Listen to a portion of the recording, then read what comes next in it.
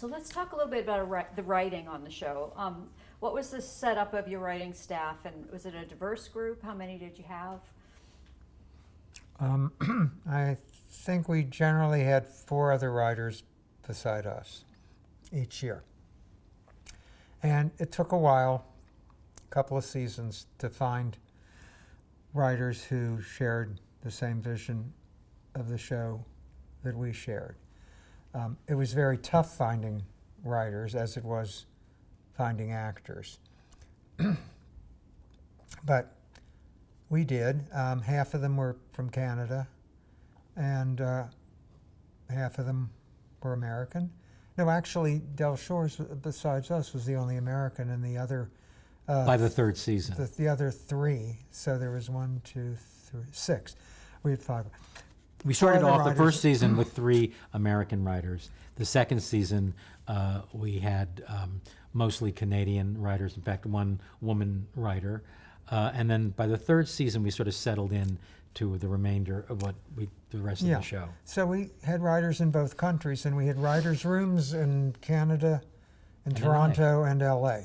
And we would go back and forth. Dan and I would go back and forth. There were a few times when we'd bring all the writers up to Canada or bring all the Canadian writers down to LA. There was a lot of back and forth going. And we didn't have Skype at that time, but we had the conference call. So we would... and we could only spend, being American citizens, we could only spend 88 days of the year in Toronto. And then we'd come back for 2 or 3 weeks, and then we could go there was a back calendar on the wall, and when we got to a certain point, it was all leveled out. The producer would say, okay, after the shooting today, you're taking you to the airport. If you're there too much, you have to pay you taxes. have to pay taxes in both countries. So they didn't want us You to become do a resident that. if you're So there too long. they said, you've got to... So we did, and both Dan and I were on planes a lot, going back and forth. And the cast... the writers went back and forth. But, we eventually found a wonderful group of people. We had Karen Walton on 1 season. We tried a writing team, 2 straight guys. We were saying at the beginning, well, just like with us writing women, we didn't want to feel you had to be gay to write the show any more than you had to be gay to be an actor on the show. We wanted it whoever was the best and gave the most and whatever. We didn't want to be prejudicial in that way. So it took a little while to find, but we eventually did, and we had a lot of fun. And we wrote and rewrote. I have to be honest, we rewrote every episode. I think the writers would say the same thing. We did a lot of rewriting. And they understood it. No, sisters too. They understood it. It happens on every show. Particularly queer as folk. Yeah. Particularly queer as folk. It And had also, to have that singular voice. Like I said, we didn't want to leave Sisters because we knew that the minute we left, it would turn to a soap opera. Didn't want to leave Queer as Folk because we knew whoever came in would not have the bold vision, the daring vision that they wouldn't have the courage to do it, and it would turn into, they would soften the characters. I think the cast would have been very unhappy because we were a little family up there in Toronto, and we made the commitment along with them. We had a certain position on the show that people came to us as the showrunner, and to abandon them all, to go off and do, there wasn't even a possibility. There was no way we were going to leave the show. Did the cast have any input into the writing or the characters or anything? Well, at the end of the first season, Sheila, our producer, said, I've set up these meetings with every member of the cast to come in and talk to you and where they think the character should go. And we said, well, that's an interesting idea. So they all came in. I don't remember what most of them said, but I do remember when Peter Page and Scott Lowell came in, they each said, well, we think that we should have a relation, we should get together, the characters. And that storyline was a very good storyline. It turned into a Virginia Woolf, beyond Virginia Woolf, horrible because Ted got addicted to drugs, whatever. And in one very, very grueling, after one grueling take, I turned to them and I said, "Be careful what you wish for. This came out of your suggestion." But I'm glad it did because it was a great storyline. So they did, but as with Sisters, they trusted us. You know, sometimes we'd get feedback about an actor, very difficult, but they were not difficult with us because they trusted us. They knew we would give them what they needed, their characters, and so they really didn't come up with a lot of, I think this doesn't sound like my character would never do this. That never came up on either series. We did the same thing on both series, which we did not talk about, our writing process, which is, I think, in a way, what we're generally talking about here. And we did this, we had, and I'm sure other series do it too, we had a table read each week. And we said, after the table read, if you have a problem with any scenes or lines or questions or, want to talk about anything, come up to us. We're here. Or we'll be in our office all afternoon if you've ever seen the shoot, when we're done with our read. But, come to us. But let's talk about it before we get on the set on Monday morning. Because once it starts going, we can't stop and start having conversations and then rewrites and more conversation, It's locked once it goes on the set. Yes. So speak now or forever, So they did. Some of the actors came to us every week with suggestions and changes, and we did them, and the ones we liked and agreed with, which was often. Others did not. I remember during Sisters, we were being interviewed by someone, and a call came from the set, and it was on speakerphone, and the AD said, "Oh, I have a note from Swoosie Kurtz. Can she say with instead of and?" Something, and one word. that person was like, "What?" And that's how it was.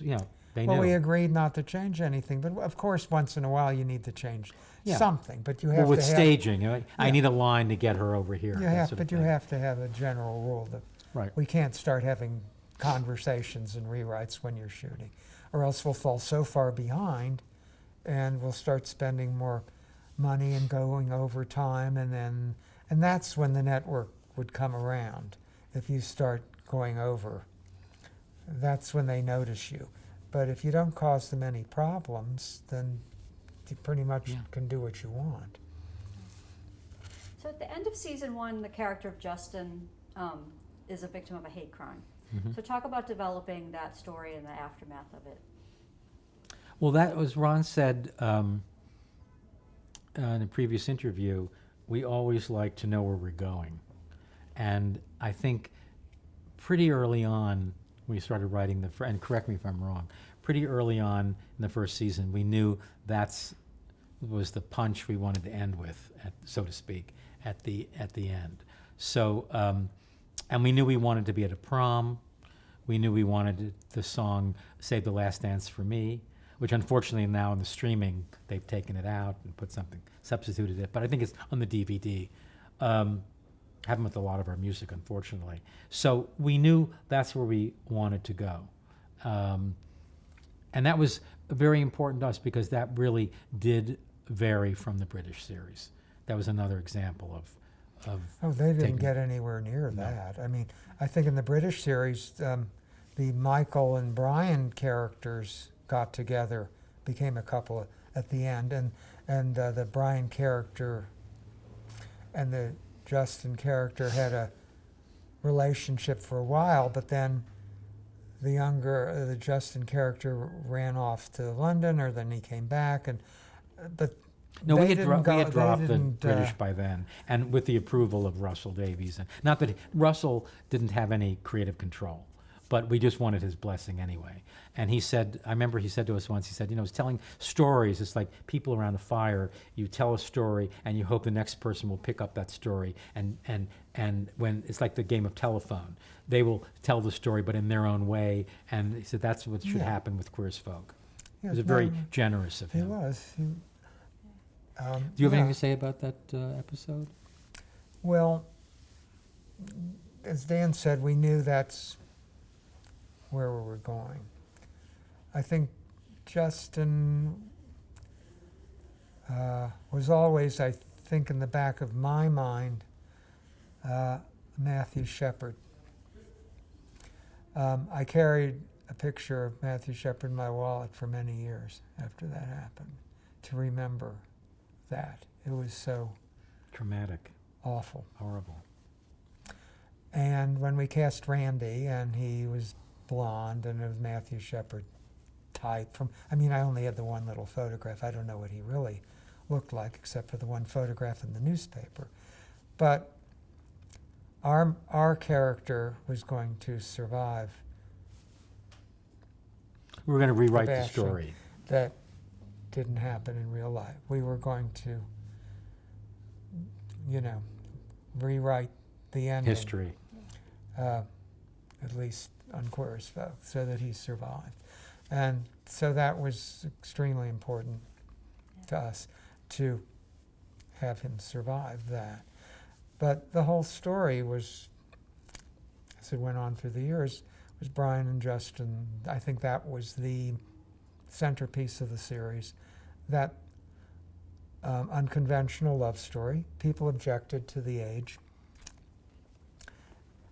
We called, before we started writing it, we called the district attorney's office in Allegheny County, Pennsylvania, where Pittsburgh is, to make sure, say, what is the legal age?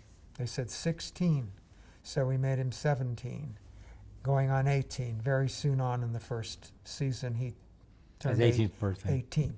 Now, to me, 18, you can enlist in the Army and get killed, you know, you can vote, you can get married, you can do a lot of things at 18. As far as I'm concerned, you can have sex with whomever you want. If you can get killed in a war, I think you can go to bed with whomever you want. I think that's fair. There was also 12 years apart. It wasn't 40 years apart. It wasn't ridiculous. I mean, and in so many ways, Justin was more emotionally mature than Brian. And I think as their relationship went on, they became equals. And they look great together. I don't think it looked like there was a 12-year difference, because in reality, between Randy and Gail, there wasn't. So it benefited from that. But we got flack anyway. But the thing is, the people who are giving us flack never seem to have a problem with the fact that the Justin character on the British show was 15. That was okay. But we got the flack. So I would just like to say on record, the Allegheny District Attorney's Office said 16, and that's what we went with. And we even made it his age older than that. So for certain people who felt that was inappropriate, well, I guess you're entitled to your opinion. Talk a little bit about the show's portrayal of people living with HIV and AIDS. After an early frost, people suggested to us there should be early frost 2. And we were thinking of it. And we thought maybe that Jenna Rowland's character would become an activist. There were ideas that we had, but it never materialized because I don't think the networks were interested in doing that. So when Queer's Folk came along, it sort of became a bookend to an early frost, because we had the character of Uncle Vic, played by Jack Weatherall, who was on the verge of dying, and he had maxed out all of his credit cards and thought he was going to die, and he didn't, because he was on the cocktails. And so that was an interesting character. And then I think we were the very first show to have an HIV positive character played by Robert Gann, Ben character, who got involved with Michael. And we had an episode. It was a serodiscordant relationship. Michael was negative. Right. And I just, yeah. Bobby was positive. Yeah. The character Bobby played. And we had an episode, naturally, organically to the show, the Debbie character, played by Sharon Gless, was big, open-hearted character who loved that her son was gay, embarrassed him constantly, until she found out that he was involved with somebody who was HIV positive, and then she had a fit and she did not want him near him. And we got such flack for this. You couldn't believe it. We got such flack. And in reality, we brought it home. And it was such an interesting contrast to me that she would be so open and so accepting, but not when it came to her son. And that relationship played very well through the point where there was a point where Ben went on steroids and had roid rage, and Michael was there was a wonderful scene where Michael was going to... Well, Ben said, I should be with somebody who's positive like me. You'll never know what it's like. you have a cold or you get so the flu, Michael you might was die. going Right. All right, so we can both, we had 3 HIV positive characters Yeah, right. I didn't get to Hunter. on the show. We had Uncle Vic, who was Debbie's brother. Now, on the British show, she had a boarder, Right. the Debbie character, Michael's mother. It wasn't her brother who had AIDS and was surviving AIDS. He was a boarder in her house. He didn't have AIDS at all. And he didn't have AIDS just at a all. boarder. Well, I don't think anybody on the British show No. was HIV positive, No. but having written Early Frost, Right. that was A reality. very important to us to keep that going. So Uncle Vic was an older man who had AIDS, thought he was going to die, maxed out all his credit cards, expecting never have to pay them off. And surprise, he lived, and that was a lot of debt. So we had him, and then we had Ben, the professor that Michael got involved with. Now, we both felt Debbie had every right to be upset because she had a brother who she nursed for years through serious illness, thought he was going to die, had to take care of him. She said, I don't want my son going through what my brother went through. I don't want to have to live through that again and see the same thing happen to my son. I felt it was very understandable that she would not encourage that relationship. I think it would be very fearful for her, not just for herself, but she'd also be incredibly protective of her son. But eventually, she did come around and accept it, and he became part of the family. And that, I thought, was a very honest story to tell for her, and a good story arc, and a good story. And the third character, who was HIV positive, was a hustler, The street a house 15, Hunter. 16-year-old kid whose mother used him as a male prostitute to make money for her drugs or whatever she was doing. But she put him out there and made him work the streets to make money as a male hustler. And it turned out he was positive. And straight. And it also turned out that he wasn't gay at all, he was straight. And He got Ben a and girlfriend. Michael took him in as a foster. First they took him in off the street, then he became their foster child. And at the end of the series, they adopted him. him. So that, I thought, was a really beautiful storyline, too. So we had 3 generations of HIV characters, HIV positive characters on our show, which was the continuation 15 years later. We kept Yeah. it going, and they survived. The character, Michael, in Early Frost, you knew was going to die. There was no hope. These people are survivors. So that had great personal meaning to us, to tell those HIV stories. And of course, there was one You know. story we told, which was a terrific story from the headlines. We got, once again, flack from everyone about it. There was stories about young gay men who were known as the bug chasers. And they wanted to find there was this whole thing when AIDS came about where the so-called straight community was saying, this is what gay people were feeling. The straight community is telling us how to have sex. We have to put on rubber, condoms. We have to only have sex this way, safe way, and they became very resentful of it. So the younger generation said, you know something, I don't want to worry about it anymore. I want to get it, and I don't have to worry about it. And there are cocktails now. I can treat it like a disease like diabetes. And they look for the gift giver, who is the person that they want to have sex with, unprotected sex, so that they can become HIV positive.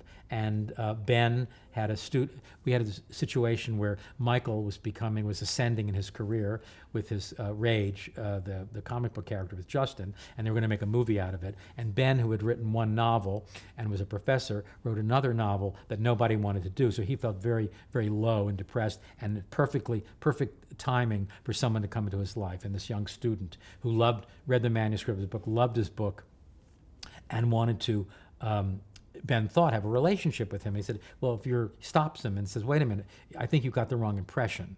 I'm in a relationship. He said, I don't want a relationship. I just want you to give me the gift, so I don't have to worry about it anymore. And people went wild. And this was a true, from really. It was a very extreme, strange story for us, too.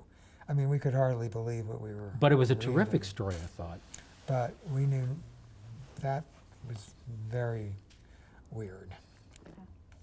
You've mentioned the contrast between An Early Frost and Queer as Folk. Talk about the difference between what you could show and what the characters could do in An Early Frost Oh, my versus God. what you were doing on Queer as Folk. The characters on Early Frost could do nothing. And I remember that Two words, nothing and everything. part of the when I was talking about the standards and practices, they said that there was a scene, and we didn't write sex scenes for An Early Frost. We knew what we were writing, but there was a scene where D.W. Moffat, who played Peter, the lover of Aidan Quinn's character, Michael and Peter were in bed, and Aidan Quinn was just getting out of bed. He was getting out of bed. That's all that it was. It was early morning. And they said, no, if you want to start the scene, Peter can be in bed, but Michael has got to be standing out of the bed, okay? So then John Erman said, well, look what I did. And what he did, the scene was, Michael is talking to Peter, and as he's talking to him, he does this. And John Erman said, see, I went against NBC. They're making contact. That was the only time And they weren't allowed to kiss. They weren't allowed to touch. And there was a lot of flack about that, too. They don't look like lovers. They just look like two friends. And you want to say to them, it's 1985. It's NBC. Get real. You're damn lucky it's even on the air. Yeah, right. So if you're expecting to see gay sex on NBC in 1985, like what are you thinking? Then with Queer as Folk, So, everything exploded. Yeah. Exploded. We could show anything, then- everything, and we did. And then they got very upset by that, too. Yeah, they got upset by that too. So it's like, Can't please You everyone. can't win. Talk about the two storylines of both Brian and Michael fathering children with Lindsay and Melanie.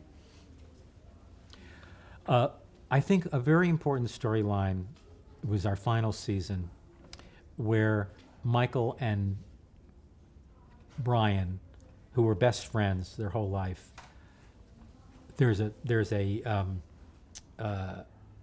philosophical, break in their relationship. yes. Michael wants a husband, children.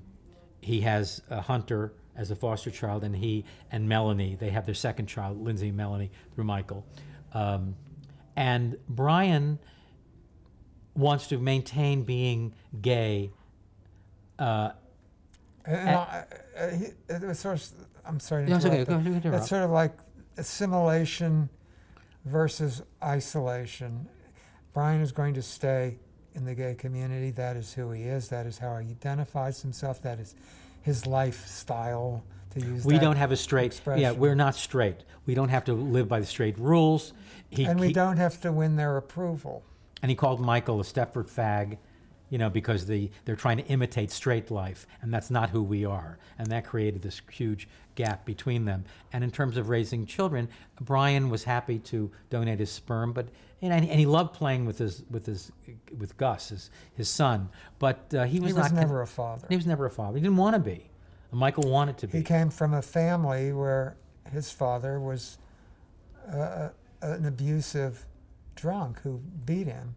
So he was not interested in parenting at all. Michael really wanted Or to relationships. be a parent. Right. Both of those responses. Because he never had a father. Michael never Exactly. had a father. That's right. And he wanted to make up So, for but that. both of those responses caused a lot of difficulty, because the real parents, the real functioning, everyday, loving, attentive, caring parents were Melanie and Lindsay, not the guys. Michael was too intrusive. He wanted to be actively a father, and they just wanted him to father their child. They did not want him to be a father. Brian acted as if he didn't care at all, until basically it was too late and the women were moving away, and then he regretted he had never been in his son's life. He hardly knew him, and now that he was moving away, he thought, he'll forget me, he won't remember me, he won't even know who I was. And so that's kind of sad, but too late, you missed the boat. So their two responses as fathers were very different, and the women reacted to both of those things in a very different way. Now, Melanie didn't want Brian around. Or Michael. She deeply resented Brian because Lindsay still had feelings for Brian, and that threatened her. She also didn't want Michael around. Well, neither of them really wanted Michael around because he was just in the way, and he wanted too much that he didn't really deserve. You know, they had a deal. You're going to father the child. But once he did, he wanted to be more part of their lives. Well, they said you could Then be they wanted you could be him. the they agreed to him being the father, but they didn't agree to him being so intrusive in their life, just like Debbie would have been, you know. Yeah. So that's... The apple doesn't they fall were very far both, from the yeah, tree. no. They were both complicated situations that they didn't foresee. It was so Right. easy to just do it at the beginning. Oh, sure, here it is, you know. But once it happened, it became far more problematic than they knew it would be. Yeah. Talk about the storyline of the bombing at the club in the last season. Oh, yeah. That was prescient, wasn't it? We got so many responses when that club in Orlando, Pulse, that happened at Pulse. Of course, we didn't know that at the time, but we thought, you know, we always wanted to have some threat to this community. We never really let up on that, because I think that a lot of There was communities are Stockwell, there was the police chief who was becoming mayor, who was going to take away all their rights, and that was a reflection of Bush wanting to change the Constitution and these laws that we talked about earlier. And remember, at that time, you couldn't get married in the United States. That didn't happen 2013, 14? 14 years after, no, 11 years after the show finished. A whole decade later, you know. So, No, 2005. That's when. Yeah, you're right. No, I guess no, that's no, right. That's when no. the show ended. and yeah. it was, I can't remember, 2013 or 14 when Mhm. gay marriage was, Mhm. Yeah. Right. yeah. So it was a long time later. So, Yeah, and so Okay. this was a story in storytelling terms. Michael and Brian had split. Brian could never commit himself to Justin, and we thought that this would be a great way for. Of course, Michael was was hurt and Brian brought them back together, and he thought that Justin was in the club, and Justin might have perished in the club, and he didn't, and so he threw his arms around him and said, I love you. So it really was a very important moment for the show and for Brian, and I think it was a good. It was horrifying. And then of course they did a vigil for Michael. They didn't know if he was going to survive or not, and of course this hateful group, the same type of group that went to Matthew Shepard's funeral with signs saying he should rot in hell. This same group came by and said the same thing and about all Michael. fags should die. And all fags should die. This And was- Ben this got into a was big real fist fight with these people. This Yeah. was real stuff. Yeah. Even Emmett punched them out. Yeah, Emmett. Emmett, who was supposed to be, who was The flaming. the Yeah. one who wanted to be the most flaming person he could possibly be. That was who he was, and he wasn't going to hide it. Although today, you know, people don't like those kind of people anymore. Yeah, but Emmett was based on a person that I knew. He was a gym buddy of mine, and he worked at one of the studios. He was an accountant, and he had painted toenails and painted, you know, and he was very effeminate and he was very outrageous. And then one day, he had worked on a film. He was talking to me about it, and it all dropped. And he was talking to me in a very business. It was. I wouldn't say it was an act, but it was purposeful. It's a choice. It's a choice. To be a certain way. I had the Yeah. same experience too with Doug when Summer Tree was revived, my play, off Broadway. The stage manager was very flamboyant. And one day the director said, you know, could you run down to the corner to the sandwich shop because we're rehearsing and get us sandwiches and drinks. So, and I went with Doug to carry it all back because it was more than one person could carry, and the playwright was useless and unnecessary. So, because they were rehearsing. So anyway, I went with him. I was so embarrassed to walk down the street with this flaming queen, I cannot tell you. And then as I got to know Doug and discover what a truly lovely, lovely, dear person he was, I was ashamed of me. So that went into Emmett as people well. don't like to see this kind of character, but they exist.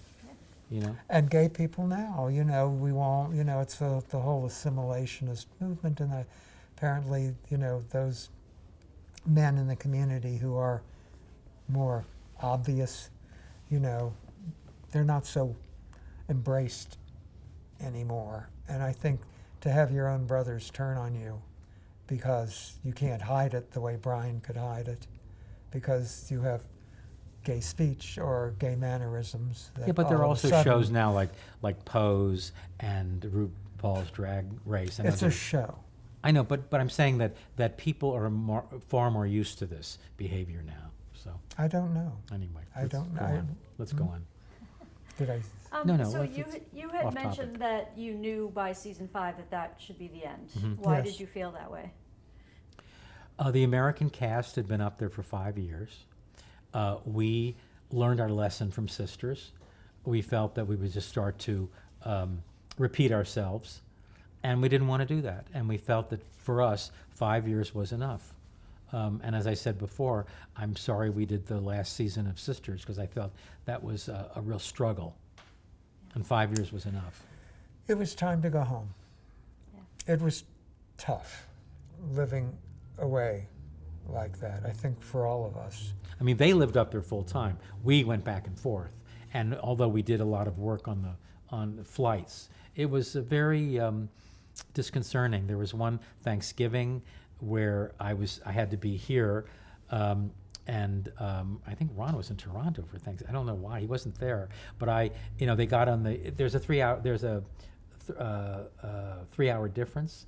So I had to get on the phone at like 5 o'clock in the morning, and I was there. There's one point around 3 o'clock. I was in bed in my pajamas or my underwear, not pajamas. And it was 3 o'clock in the afternoon. I said, "You've got to stop. I've got to go pee. I have to use the men's room, the restroom." And I came back, and it went until midnight their time, 9 o'clock. And one of the producers, who was our assistant on Sisters, and he was a producer on Queer as Folk, knocked on the door and said, "I went to a Thanksgiving dinner. I thought you might like this." It was so kind of him, Adam Newman, who's still a very, very dear friend. But that's what the life was like. That's what it was like. It was, the Canadians were wonderful Oh, they're to wonderful. us. They're wonderful people. Talk about Pardon creating and me. shooting that final episode. It was very emotional because every time somebody rapped, that was the last time they were going to be there. But everyone hung around. Nobody left. And there was a big party when we finished the episode, and nobody left before it was over. It's like if you finished on Tuesday and the show didn't finish until Friday, no one No one. And a lot of people didn't left. agree with the finale. They didn't like that Justin left Brian. He said, well, he didn't leave him. He just went to New York. I think it's 45 minutes from Pittsburgh to it's New not, York. But it's these people not- went out of their minds, And of course, did Babylon really rise up like the phoenix, or was it just in Brian's imagination, which we wanted, people to know, but sort of leave them ambiguously. But I thought it was very satisfying for me. It was a good shoot. Yeah. There was nothing. I don't recall anything particular happening. I'd say the only difficult time shooting, the worst day of everyone's life, almost, was the day we were shooting up there, 9/11. Oh yeah, that was. Okay, That how about that? was tough, and that's kind of when you knew you were in another country. Because the Canadians were very, Jerry Offsay, they were up there too because they had the Toronto Film Festival, and Showtime was hosting that night. They were hosting, every studio and network hosted an evening, and they were supposed to host that evening. So they were up there, and Jerry said to us, it's your call. So we were in the middle of shooting a scene, and we talked to the cast, and they said, we want to finish the scene. Let's get the scene in the can, which we did, and then we went We'll to Scott take a Roll. vote. Yeah. We left it up to the company, not just the actors, everyone there. We were shooting on Church Street, was the location. On the street, it was in the morning. And, we all got together, the whole group, everyone, and we said, it's up to everyone here. It's not going to be Ron and Dan's decision what we're going to do. And we agreed, too. We all said, But the Canadian, No more the our producer and the Canadian staff, the crew, it's what happened to us. If it happened in Toronto, we would be very empathetic and compassionate and gracious about it all. But we'd say, but it's there. Let's continue work. They just wanted to continue to work, but we didn't. And we spent an entire day at Scott Lowell's apartment, the entire cast, just watching that video. until midnight. I Yeah. don't know. It And was. repeating it because you couldn't believe it.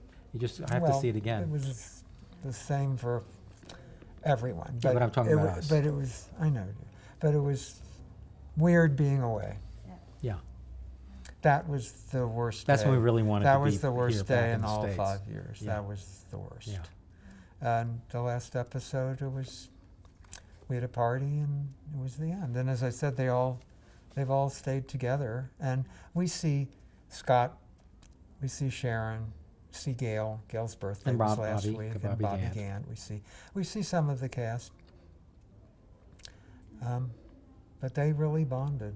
Yeah. And I think that says something about the show and about the atmosphere on the show. It was not an unpleasant place to be, to say the least, because, 19 years later, there's still a family. Yeah. That Amazing. means a lot to us because it is. That didn't happen on Sisters. Yeah.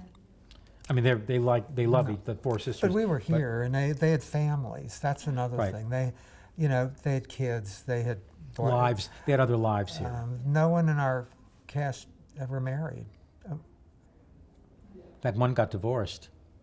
The one Canadian actress who played Lindsay divorced her husband, but it was strange. No one had a relationship or were married, they so they still were kind haven't. of free. Yeah.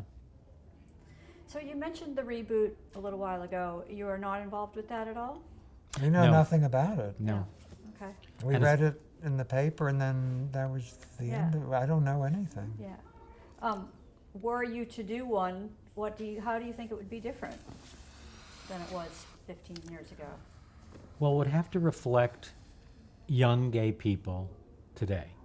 It would have to include the internet. It would have, although we had some internet stories too, but it would have to include Grindr. It would have to include transgendered people. Our cast was not diverse. We did not have. We used black actors and Hispanic actors, but they were not part of the key group. But I think nowadays they would have to do that. Yes. And I just don't know. I mean, once again, I don't think that there's a hunger for it. Yeah. I mean, that's just my opinion. I wish them luck. I wish it a great success. But I feel that when we did it, there was a real fascination. As I said, it was an exotic arena, and I don't think it is that anymore. Yeah. No. Some things have not changed. I find it interesting. Certainly, the biggest, I suppose, one of the biggest things is you can get married now, Yeah. Right. which we did. You can get married, and the transgender movement is a social and political force. When we were doing the show, I have to say we weren't aware of transgender people, and if we had been aware of it,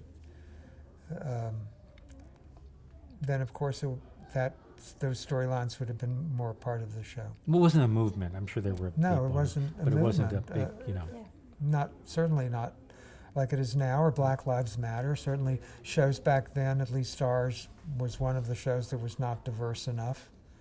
I mean, I personally don't think I could write it because I don't I wouldn't know. I think a young gay people should write it, or young people should write it who know what's going on. Yeah. And it's also not just about being gay as being young. The whole mindset of young people is so different now. But you know, a lot of the issues we wrote about then, you know, gay bashing, violence, still exists. homeless kids on the street who the vast majority of them are gay and many are HIV positive, They still exist. religious persecution. Certainly the government is still no more friendly to gay people than it ever was, and the threat of God knows what's to come. That's still an issue.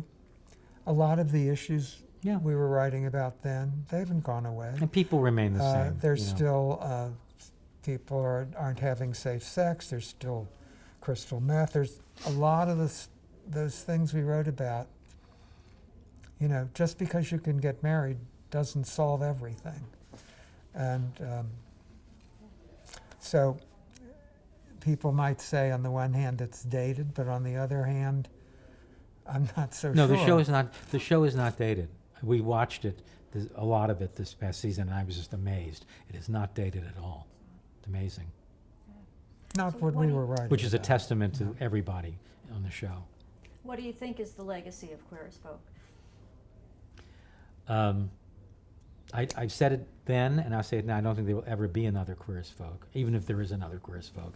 It'll never have the impact that this had. No. We were very aware that we had this one window in time, and we're very grateful that we were be able to do this, because we knew a lot of people wouldn't have gone to the lengths that we did. And I'm very grateful for that. And I think it is part of gay and television history. It just is. Very agree. proud of it. I think it is part. As I said, I think if you, in the future, if somebody wants to know what gay urban life was like in the United States at the turn of the 21st century, I think our show will be one of the documents of record. I believe that. But we're speaking very seriously, but the thing about the show that always gets me is how entertaining it is. How funny and silly and political and dramatic, all these elements, which is very much our voice. And I think we brought that to that. It was I always thought it was a dramedy. That Yeah. it was just as funny as it was serious. Oh yeah, absolutely. And again, it was theatrical realism. You know, you could say it's over the top, but you know, but we knew what we were doing. Of course, it was bigger than life. It was supposed to be. But you know, I've never been in a room with gay men where there wasn't jokes and innuendos and sexual innuendos, and that's what we tried to bring to that. I don't know. And there was also, there's something very, to me, very charming and innocent about it all. Because I think we had a spectacular cast. They were very charming. And committed. And committed and very attractive. And that was just Providence. I mean, that was not, you know, we had very little to work with, and we wound up with a spectacular cast we couldn't be more grateful to. Absolutely. I second that. Thank you. Excellent. You're not going to rewrite that line? No, Okay, good. not a word. Excellent. So we just have a few summing up questions for the two of you. Okay. So how has the industry in general changed since when you first started writing for television? Oh, gosh. Can you take that? Oh, well, there's so many more outlets now, and there's the internet and streaming, and I mean, Yeah, it's we a started, there were whole- just it's 3 a networks. completely different universe. Certainly, from when I did my CBS Playhouse 50 years ago, to Sisters, to Queer as Folk, Well, the Early three- Frost, the world has changed. The It's, 3 networks originally were like the beacons of culture, and they're now no longer that. I'm not saying that they don't have successful shows on the air, but it has really broadened. There's more opportunity. There's more opportunity, and there's less in a way, because a lot of shows that are now on cable and Netflix, and they only have 6 or 7, 8 episodes. So you have writers who, I gather, like nomads, going from one staff to another very, very, very quickly. I'm sure that all of the residuals are different now. Probably a lot of it is upfront. It's just a totally different industry, and also what these channels and studios are looking for are very different. You know, the networks still seem to have their medical shows, their lawyer shows, and their action shows, and their Well, they're more one family traditional. show. They're More traditional. But there's so many more fun and interesting shows elsewhere. It's totally, it's just a different world. When I was at the University of Pennsylvania at Annenberg, Marshall McLuhan was like God Yeah. at the end of the 60s and the beginning of the 70s, I guess. I don't know how he's regarded now, if people even know who he was. But his famous quote was, "The medium is the message." And I think people interpreted that as how watching TV, you know, it's the experience of watching TV more than what is actually on screen. But what he was really talking about is how a technology changes the world, how a medium changes everything, how television changed the world, how it changed our lives as first-generation TV viewers, how television for so many years affected everyone's life. You know, it was the campfire, which we all sat around and told stories and heard stories. But now there's other technologies that have changed the world. There's the internet, there's iPhones, there's streaming, there's computers, everything. All the later technology since television has changed the world again. Post-television, nothing is the same anymore. And I think he was more talking about when the medium is the message. It's how a medium changes your life, how it changes the world. And that has happened since the television we knew. It's a completely different It's no world. longer that little box across No. from the couch. Right. And it's going to change again. Yeah. It'll It's change going to again. keep changing. Who knows what's next? But the world is, it's not just how television has changed, it's how Technology the world has changed. has changed. Yeah. And, you know, we were very fortunate to write in the time we did and to have had shows that meant so much to us that were firsts in many ways, whether it was Sisters or Queer as Folk or Early Frost. We were very lucky. I'm very happy that we had our career in the time we did.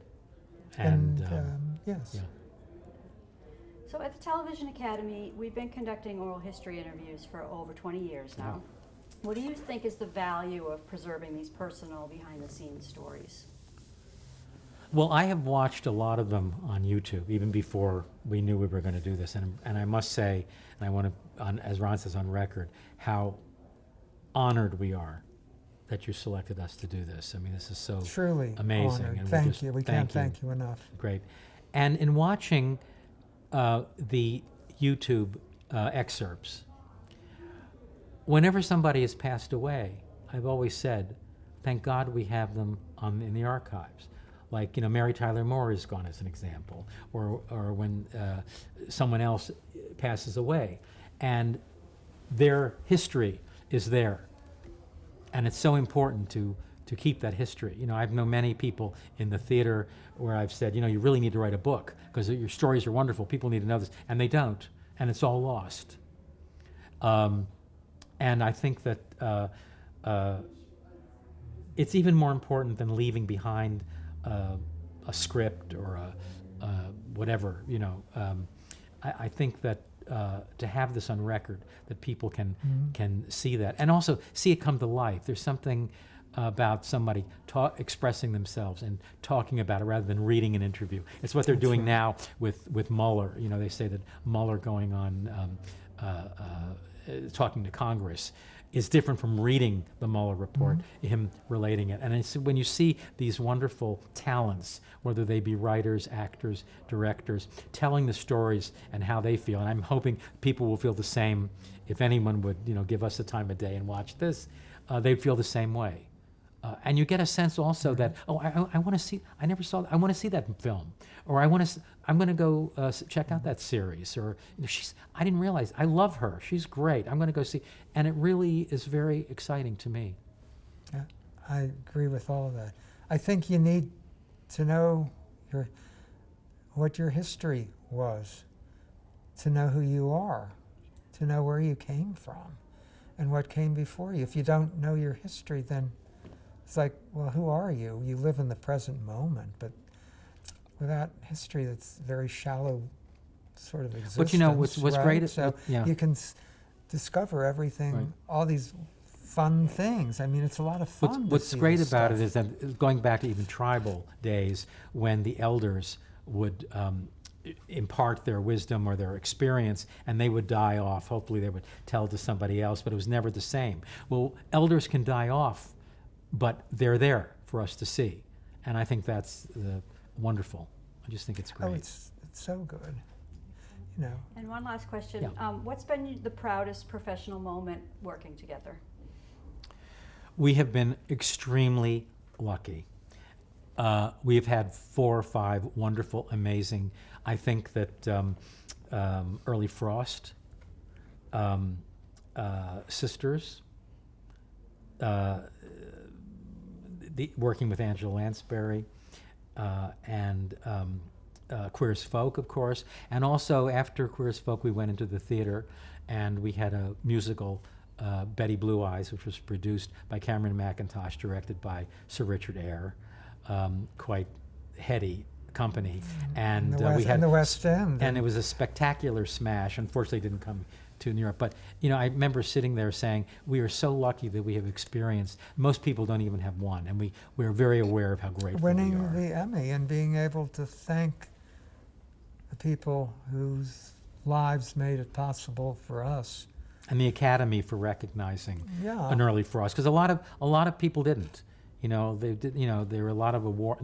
Look, I don't really believe in awards. I'm very grateful we won for Early Frost because it was important. And if you're going to win an award, it should be for something important to you. But the Academy recognized it, and with the nominations and our Emmy, and I'm very grateful for that. We've been very, very blessed. Very blessed, and we're very grateful. So I don't know that there's just one. There's not a highlight. But it was. And one of the highlights is being able to share it together. I was going to say. You were. Without you, it wouldn't have meant very much. Oh. Well. I feel the same way. But it's true. It's I true. mean, we got to share these wonderful experiences together. Together. That's the best part. It is. It truly is. Yes, I think yes. Amazing. Well, thank you Yes. so much for sitting down with us. Our And pleasure. now we are going to have just a brief Yeah. wrap up with you That's as good. well. That's great. Excellent. Thank you. Thank you. It's our pleasure. And you guys are great, by the way.